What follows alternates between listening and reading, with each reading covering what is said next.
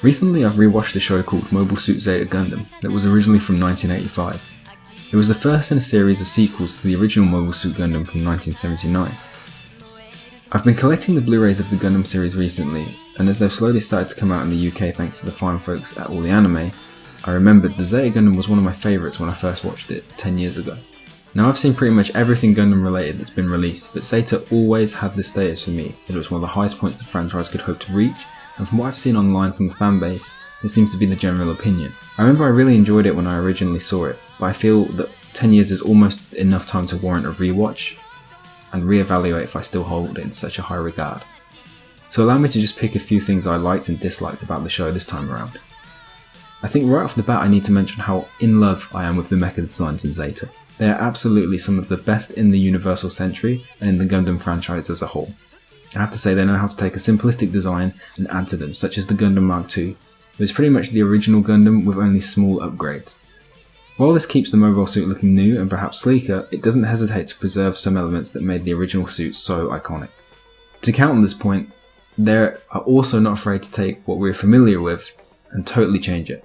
For example, the Zeta Gundam itself was different from anything we had seen up until that point. The famous Gundam head design was refined, and the transformation gimmick gave a real sense of changing times for the series, both in the show itself and to its fans. I'm happy they kept the general theme of the bad guys having single, mono-eyed mobile suits, even more so in this series because the Titans, who are this show's antagonists, used to be considered the good guys in the previous series, but have become their own entity, not governed by the Earth Federation. By having them go back and using mobile suits typically associated with evil, and even having an intro reason for this such as Xeon technology being more advanced, I felt it really helped to emphasise that the Titans were a corrupt version of the Earth Federation. One of the best aspects of this show is Char, now being a protagonist under the name of Quattro. Char was the primary rival in the original series, whose motivations were never really exactly clear until partway through the show. It was questionable whether he was evil or just saw things from a different perspective. I find that this is the case for many factions and characters within the Universal Century of Gundam, and I feel this only boosts Char's appeal to the fans. In this show we see a new side of him where he's become a true leader and father figure or teacher to many of the younger cast members, specifically the main character Camille, who I feel at times could either be the next Amuro or the next Char. I feel that Char can see this too, and attempts to mould him in the direction that he would follow himself. I would not say he's doing this for any ulterior motive. I truly believe that he saw it as his own way of paving the road for the next generation of new types in general. I find that Camille shows real growth and development throughout the series. He's annoying at first and very childish, but as the show progresses, he really grows into an adult and a capable pilot. I think his progression raises interesting questions, such as how a teenager would react in a literal war zone when they are a pilot of arguably the most important machine in that war. This, of course, is answered in the original series too, but this time around Camille is surrounded by people who have done this before and are in many cases veterans. Now while he does show that he's a capable person over time, he does have a number of missteps where he lets his emotions run wild, with examples such as when his friend is killed or when the love of his life is actually under the control of the enemy and has their memories tampered with.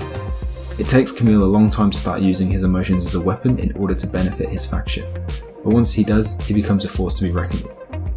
As I said before, Camille could either go the way of being the next Char or the next Amuro, and this is shown quite early on in the series when he loses for Morasame, in a situation quite close to that of what Amuro and Char went through when Lala was killed in the original Mobile Suit Gundam. What is important and allows Camille to stand out though is that he doesn't specifically follow either of the characters' advice and allows himself to pave his own way.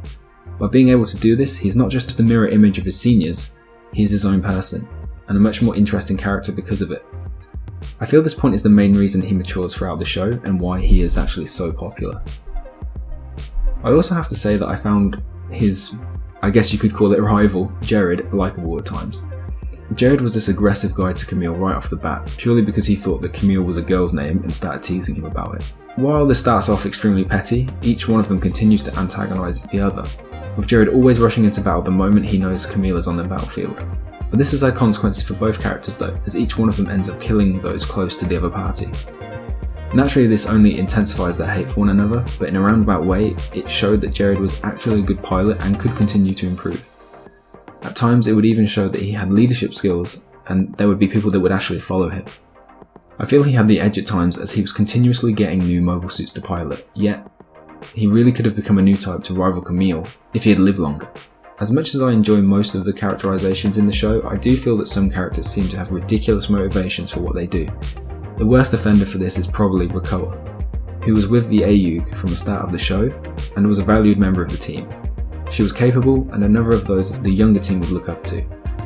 The issue is she goes on a reconnaissance mission and meets the antagonist of the show, Shirako, and immediately begins to almost love him. Because of this, she abandons the Ayug, joins the Titans, a group of people she's fought against for some time, and a group she's seen commit countless atrocities.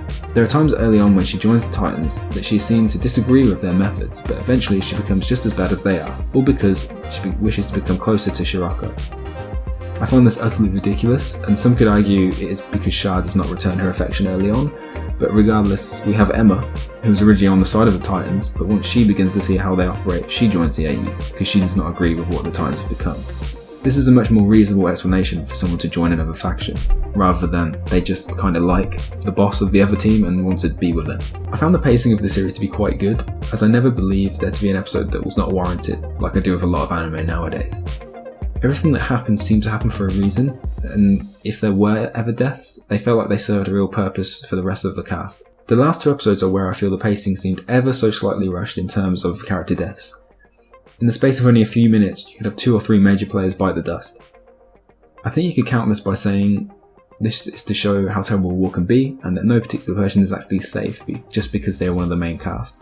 Zeta Gundam does do this well, to be fair, and the show ends with both sides pretty much obliterated. The Titans have pretty much all of their major players killed and are disbanded. The AUG is crippled with only 1 pilot being left, and our protagonist is in a comatose state. I don't know of many other series that leave protagonists in such a state like this. It's aspects like this that can make me see why a lot of the fanbase consider the series to be quite depressing, but also see it to be of a very high standard. Personally, I feel it's not that bad as it leads into an immediate sequel, Double Zeta Gundam, albeit with a new cast joining and being much more light-hearted. But I certainly agree that the ending for the series as a whole is depressing if you were to take Double Zeta out of the equation.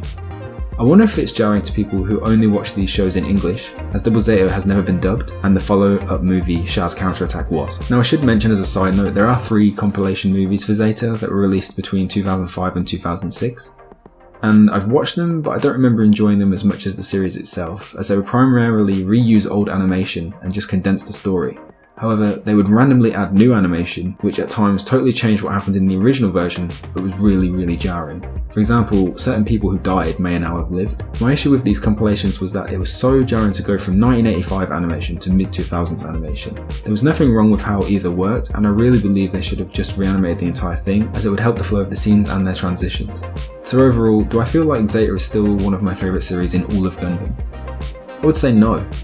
It's still worth a watch, and I don't regret rewatching it because it allowed me to appreciate certain elements I missed previously, but I feel like its status for me has changed dramatically.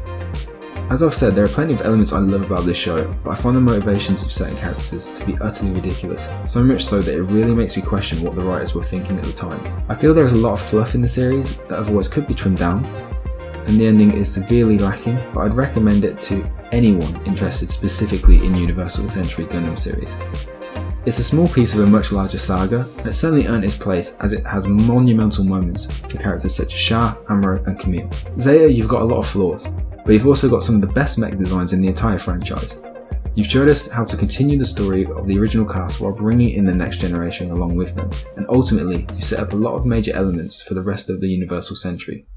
You're definitely worth watching.